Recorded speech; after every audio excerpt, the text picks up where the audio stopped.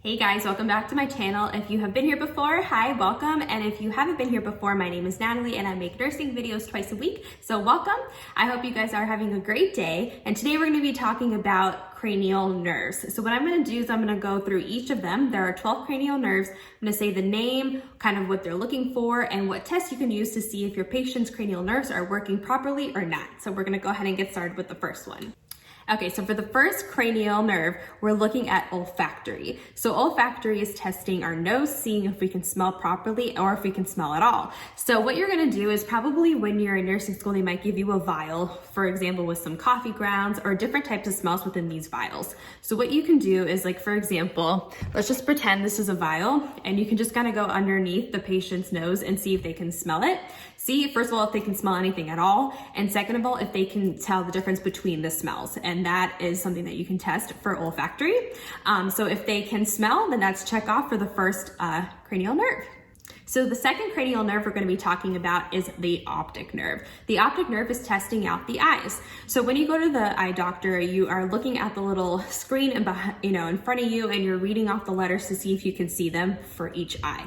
That is called the Snellen test. So that's going to be testing cranial nerve 2. So of course you're going to have the sheet of paper or the little plaque thing in the back, and you're going to be standing so many feet away from it, and you're going to just hold one eye, see if the patient can read, and see how far they can get down, and then you're just going to go ahead and switch to the second eye and see if they can do that. So if they can, and if they're doing good with the Snellen test, so that's check off 2 for the cranial nerve 2.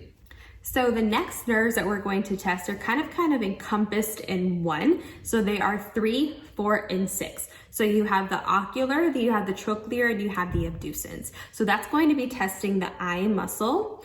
And we're going to see whether or not we can move around our eye. So for example, you're going to do like the visual fields test. So if you put this is going to be you and I'm going to be the patient. So you're going to see whether or not the patient can move their eyes around and follow your finger. And basically you're making sure that the patient is fluid in terms of that you don't see the eyes jumping. You want to see that they're fluid and they can actually check your finger out instead of just moving your head, that they're only doing it with their eyes. Also, with those same 3 cranial nerves, you're going to be testing Perla. So Perla stands for pupils equal, round, reactive to light, and accommodate. So basically you're going to have a pen light. I don't have a pen light, so we're just going to pretend. So first of all is pupils equal and round. So you want to check their pupils, see if they are equal, if they're the same size on both sides, if they are round, and if they react to light. So when you have the pen light, you just kind of go like into their eyes and check, see if the pupils constrict, and then go away, and then do the same thing on the other side, see if they constrict, and then go away. And then when you accommodate, that's kind of when you stick the pen out further and your eyes are going to both look at it, and you're going to come slowly until they come to your nose. So if your patient can do that and they both come equally, both of your eyes are accommodating to this pen, then that's another checkoff list for those 3 cranial nerves. Nerve 5 is the trigeminal nerve. So that's when you're going to be testing for your TMJ. So right here, kind of where your jaw is, right here on both sides, you're just gonna have your patient go. And you can feel on your sides whether or not they are coming out like your jaw is. And you just wanna make sure that they're both doing the same thing bilaterally. And if your patient is good with that, then that is check off 5 for cranial. So since we already did cranial nerve 6, we're just gonna go ahead and go straight to cranial nerve 7. So that is going to be our facial nerves. So that's when it's kind of cool, it's kind of fun with your patient. You can just make different movements with your face. So just kind of going like squeezing and opening and puffing out your cheeks just to see if they can do that. And you're checking to see if both sides are doing the same thing, because if one side is like a hemiparalysis, that's definitely not good. And we want to make sure that everything is happening bilaterally. So if both sides of the patient's face can do that, then a check off for cranial nerve 7. Okay, for cranial nerve 8, that's going to be vestibulocochlear. And so basically you're going to be testing for hearing and for balance. Now, normally they don't really test for balance unless you have some vertigo issues or there's a specific reason for it.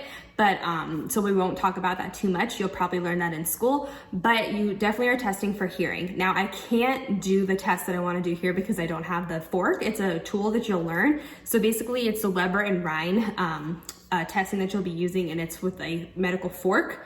like a tuning fork, and you're just going to kind of hit it on a surface and put on the patient's head and ear. And they'll explain to you more in detail what that is, but you're definitely testing for hearing and balance for cranial nerve 8. And if they're good, that's another check off. So cranial nerve 9 is glossopharyngeal cranial nerve, and we are testing to see if the patient's, the roof of their mouth, if their palate is elevating at the bilaterally. So you're just going to have the patient say, ah, and you're going to look up into the palate, the roof of the mouth, and see if it's opening up or elevating properly bilaterally. So if they can do that, that's another go ahead and check off. So cranial nerve 10 is the vagus nerve, and basically we're testing for a gag reflex. So I don't think in nursing school we ever tested each other for that, but what you would do is you would take one of those tongue depressors and kind of stick in the back of the patient's mouth, see if they gag, and if they have that reflex, then they are checked off for cranial nerve 10. So cranial nerve 11 is our spinal accessories. So basically what you want to do is you're going to go put your hands on your patient's arms and their shoulders and see if they can push against your resistance. So I'd be pushing down and my patient would be pushing up. And if they can push against resistance, then they are checked off for spinal accessory cranial nerve 11. So last but not least, we have our last cranial nerve 12, which is our hypoglossal. So that's basically when you're telling your patient to stick out their tongue so you can check if there's any atrophy or any fasciculates on there. And if they're okay, then they're checked off for cranial nerve 12. Thank you guys so much for watching. I hope this helped. I know it was kind of a quick crash course about cranial nerves, but it's really important because whether you're going to do it in a real life scenario or do it in a lab in school, it's really important to know and just kind of get the basics of what you're looking for, what you're testing for, and seeing if your patient is all right with their cranial nerves. So thank you guys again. Please subscribe if you like nursing videos. If you have any questions, you can always email me down below. I welcome anyone to email me. That's not a problem. Or you can leave a comment down below as well. So thank you guys again. I hope you have a wonderful day. Please remember to always believe in yourself, and I'll see you in the next one. All right, bye guys.